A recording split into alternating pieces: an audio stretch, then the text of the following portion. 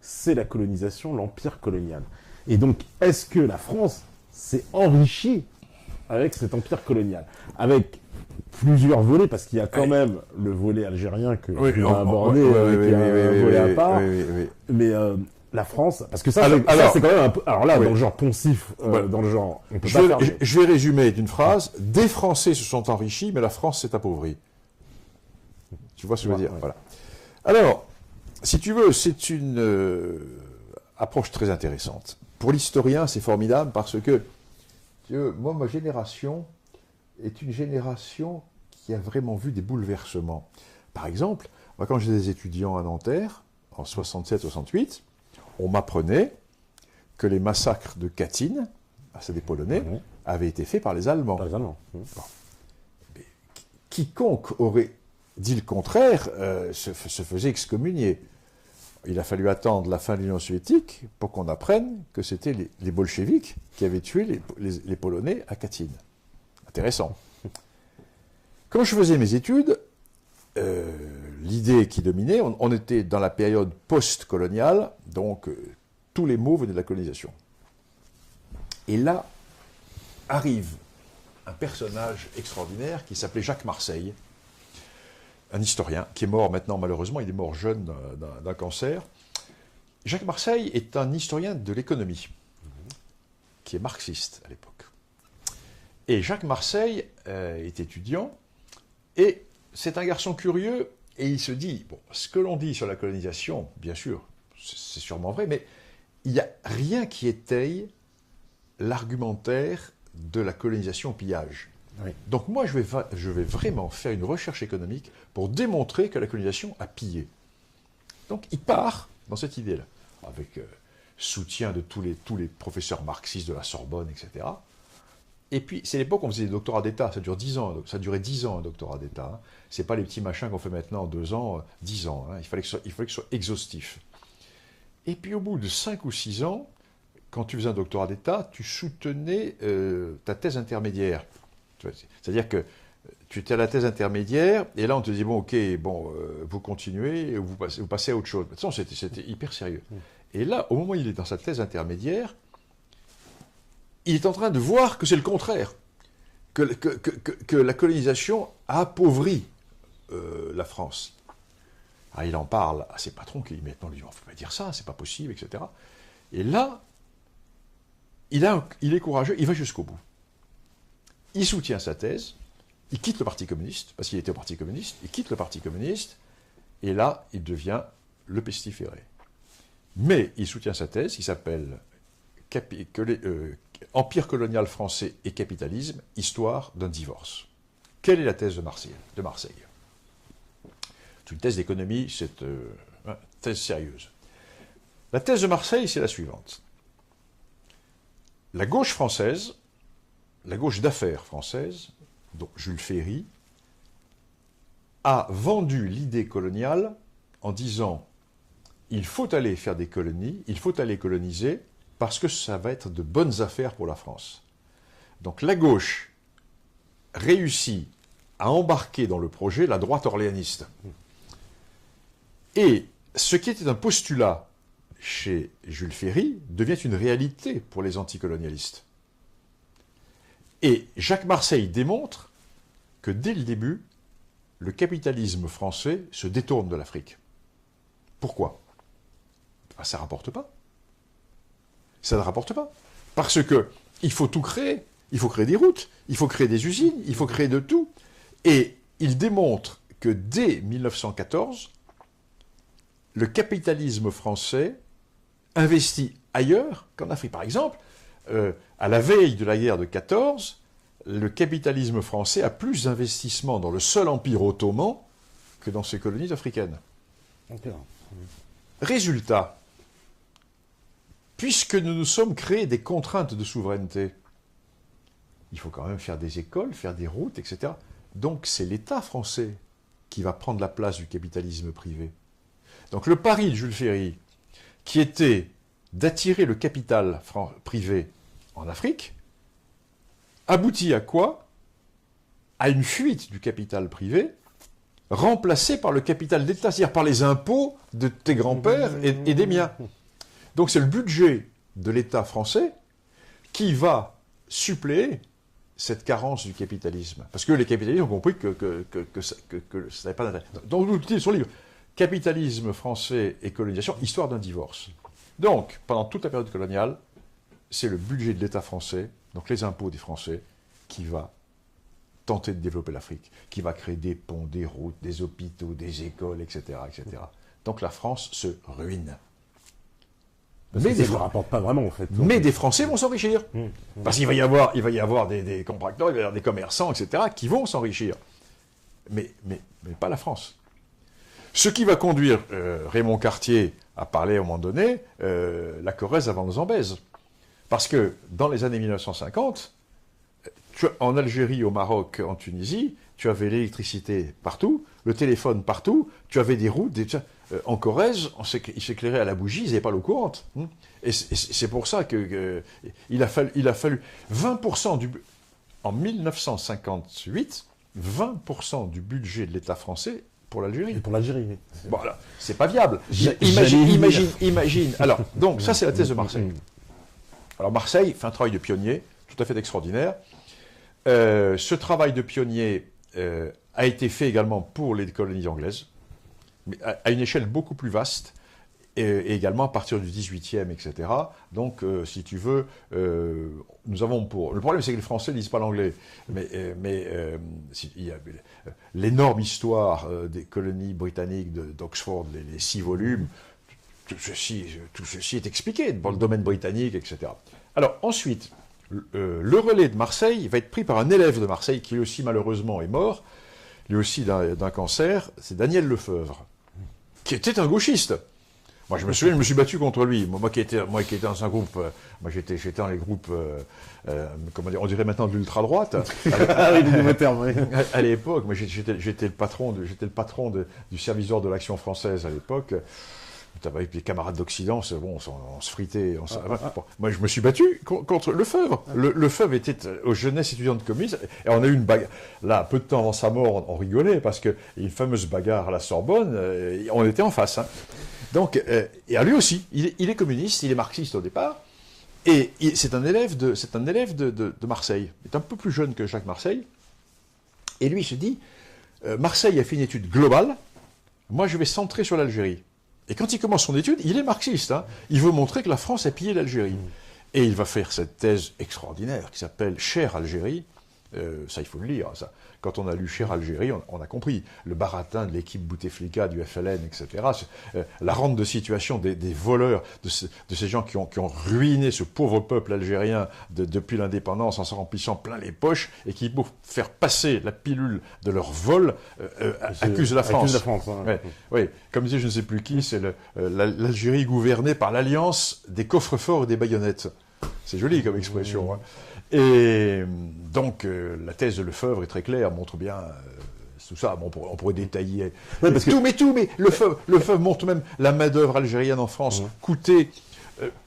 Le patronat français voulait faire venir des Italiens et des Espagnols dans les années 50-60. Et en disant, mais pas de problème, on a toujours intégré les Italiens, les Espagnols, les Portugais. Et c'était l'époque. C'est l'époque où l'Algérie était département français. Donc, on a fait la préférence nationale à l'époque. Horreur. Horreur.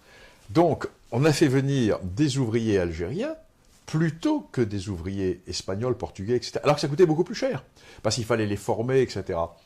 Et les patrons disaient, mais non, non, on veut faire venir des Italiens, des Portugais. Donc il y a eu Lefebvre l'explique très bien. Alors ça coûtait énormément beaucoup plus cher, etc. Ensuite, on a essayé de développer un certain nombre d'usines en Algérie, mais on ne pouvait les développer qu'en les finançant à la fois dans la construction et ensuite dans la production. Par exemple, il donne l'exemple du verre, les verreries algériennes. Une bouteille qui était fabriquée en Algérie, en verre, coûtait 30% de plus cher qu'une bouteille en France. Donc, des bouteilles fabriquées en France, transportées en bateau, envoyées en Algérie, ça coûtait moins cher que les fabriquées en Algérie. Bon. Donc, évidemment, aucun industriel ne voulait investir en Algérie. Pas possible, c'est bon. Donc, l'État français a subventionné Saint-Gobain, pour que Saint-Gobain monte des usines en Algérie. Saint-Gobain dit, OK, vous payez l'usine, parce que nous, on n'est pas des philanthropes. Mais ensuite, la bouteille, vous nous la payez aussi, parce que, vu le taux de revient qui est de 25 ou 30 ou 40% en plus, nous, on peut mettre dans notre poche. Ça veut dire que l'État français, donc les impôts de tes parents et les impôts des miens, ont payé l'installation de la verrerie, et ensuite, chaque bouteille qui sortait était subventionnée à 20% pour compenser le coût. La France s'est ruinée en Algérie, complètement ruinée. Et l'exemple, on peut le multiplier, mais et Lefebvre le multiplie. Là, je renvoie. Donc, vraiment, les auditeurs là, d'émission, si vous voulez avoir deux livres, c'est pas facile à lire. Hein. Ce sont deux livres vraiment d'économie historique, c'est du sérieux. Donc, il y a deux livres à lire sur soi-disant le pillage colonial français. Un, la grosse thèse de Marseille, qui s'appelle Empire colonial et capitalisme français, histoire d'un divorce, et le bouquin sur l'Algérie de Daniel Lefebvre, Cher Algérie. Voilà, là, tout est là-dedans, c'est très clair. Est-ce qu'on peut, par exemple, affirmer que l'Algérie a été un peu l'enfant gâté de la colonisation? Ah bah oui. Ah oui, l'Algérie. Je donne dans mon livre la liste de ce que la France laisse en 62. C'est extraordinaire. Mais quand la France arrive, il n'y a pas de route. Il n'y a rien. Il n'y a pas un hôpital. Il n'y a rien du tout. Il y a un seul dispensaire qui est fait par des religieux, je crois, à Alger, pour les marins qui viennent faire relâche. Mais il n'y a rien du tout. La France va tout créer. Tout créer. Les routes, les ports, les ponts, les tunnels, les aéroports, les écoles, les casernes. Les barrages, les voies ferrées, les tout. C'est incroyable. Tout. Et d'ailleurs, tu démontres que une grande partie de la population algérienne, en fait, n'est pas forcément acquise à l'idée d'indépendance. Ça aussi. Mais non. Alors là encore. Là aussi, là, il y a quelque chose à dire. Alors là, c'est le grand mythe. Là, c'est un grand mythe, si tu veux. Que va-t-il se passer en 1962 ? Alors, je reviens en arrière. Qui prend le pouvoir en Algérie ? Pas ceux qui sont battus contre les Français. Les pauvres, ils sont morts. Il n'y a plus de combattants. La guerre d'Algérie est gagnée. Il reste quelques centaines de gars qui ne bougent plus dans les maquis. Ça a été liquidé par les opérations jumelles Pierre Précieux. Il n'y a plus rien. Il reste 30 000 hommes en pleine santé qui sont en Tunisie et au Maroc. Ce qu'on appelle l'ALN, l'Armée de Libération Nationale. Les combattants des frontières qui, eux, étaient tranquilles en Tunisie et au Maroc, on ne les a pas vus. C'est eux qui vont prendre le pouvoir contre le GPRA et contre les combattants de l'intérieur, qui vont se faire voler leur victoire par Boumedienne, Ben Bella et tous ces gens-là. Ces gens-là n'ont aucune légitimité. Ils le savent qu'ils n'ont pas de légitimité. Donc, pour établir la légitimité, ils vont se créer une fausse histoire. On connaît bien ça, nous, en France, les faux résistants. Tu sais, on a connu ça en 1945. Tu sais l'histoire du général de Gaulle, qui passe en revue... des résistants, ils sont tous lieutenants-colonels. Tous. Il y en a un seul qui a un truc de lieutenant. Alors De Gaulle, il dit, alors mon vieux, on ne sait pas coudre. C'est à peu près la même chose, tu vois. Bon, l'ancien ministre algérien, dont je n'ai plus le nom, mais j'en parle dans mon livre, disait là, dans un article il y a peu de temps, l'État algérien à l'heure actuelle verse des pensions à 90 000 anciens combattants, moudjahidines, dont tout le monde sait que 95% sont des faux. Bon, c'est quand même important, ça. Alors donc, si tu prends un seul chiffre du nombre d'Algériens dans l'armée française et ceux du côté du FLN, en 1961, donc un an avant l'indépendance, tu as quand même pas loin de 400 000 Algériens dans l'armée française. Oui. Si tu additionnes avec les Mohassni, etc., tu as les familles. Alors, arrondi à 500 000, avec les gardes communaux, etc., des volontaires, 500 000. Tu vas mettre, mets les familles avec, il y a au moins 4 personnes ou 5 personnes. Bon. En face, il y a 30 000 types qui sont en Tunisie et au Maroc. Et au total, bon, ceux qui ont été tués pendant la guerre, il y a eu combien de combattants ? Allez, si tu mets au maximum sur toute la guerre 60 000, 80 000 combattants, tu as fait le tour du problème. Donc, Dans le pire des cas, il y avait 50% de la population qui était du côté français. Hein? Là, bien, ensuite, tout le monde va basculer du côté du FLN quand De Gaulle va donner l'indépendance et bon, les gars vont sauver leur peau. Hein. Alors, donc là, le mythe qui est mis en avant par la kleptocratie qui a pris le pouvoir en Algérie, c'est le mythe d'un peuple uni contre le colonisateur. Mais c'est pas vrai. Mais c'est pas vrai. Alors, mythe d'un peuple. Alors, c'est deuxièmement le mythe de l'arabité. Alors là, oui, c'est aussi, il y avait des choses à dire sur la là, nous sommes, c'est dans, si tu veux, c'est du Cheikh Anta Diop, là. Hein. Bon, on postule que l'Algérie est arabe. Oui. Mais elle n'est pas arabe, l'Algérie, elle est berbère. Ce sont ou de purs berbères, ou des berbères arabisés. Il y a une poignée d'arabes. D'arabes authentiques, il y en a quoi? Il y en a peut-être quelques dizaines de milliers. Mais l'histoire est parfaitement connue. Alors, je reviens en arrière, là encore. Je reviens en arrière. Tout le Maghreb, moi j'appelle la Berbérie, va rester berbère jusqu'au XIVe, XVe siècle. Vraiment, avec les royaumes berbères, etc. Et l'arabisation va commencer à se faire par les premières infiltrations qui vont se faire, non pas au moment de la conquête arabe au début, 7e siècle, mais 11e, 12e, 13e. Que se passe-t-il?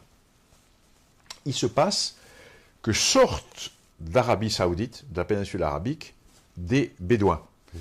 Tous les siècles et demi, tu as des tribus qui sortent, chassées par la péjoration climatique. Il faut voir que l'Arabie, c'est vraiment le désert de cailloux. Hein, bon. Donc, et ces tribus, régulièrement, sortent, et elles vont se perdre au Moyen-Orient. Alors, elles vont se perdre vers l'actuelle Jordanie, vers l'Irak, vers toute cette zone-là. Et là, on est au 11e. Au lieu de partir vers le nord, elles partent vers l'Égypte. Et elles arrivent dans la partie du delta égyptien, qui est la partie verte. Alors, qui est au pouvoir en Égypte à ce moment-là? Ce sont les Fatimides. Les fameux Fatimides, oui. Mais les Fatimides, ce qui c'est les Fatimides? Ben, les Fatimides, certes, le sultan Fatimide, c'est un chiite d'origine arabe, mais toute sa troupe, c'est des Berbères. De petite Kabylie, c'est la tribu des Okoutamani, qui est une tribu de petite Kabylie, qui va former le noyau guerrier des Fatimides. Et ces Berbères vont conquérir une partie de l'actuel Maghreb, et ensuite, le sultan Fatimide va décider de conquérir l'Égypte. Avec ses Berbères, il va conquérir l'Égypte. Donc, les Berbères conquièrent l'Égypte. Mais au fur et à mesure qu'il est parti, ses vassaux se soulèvent.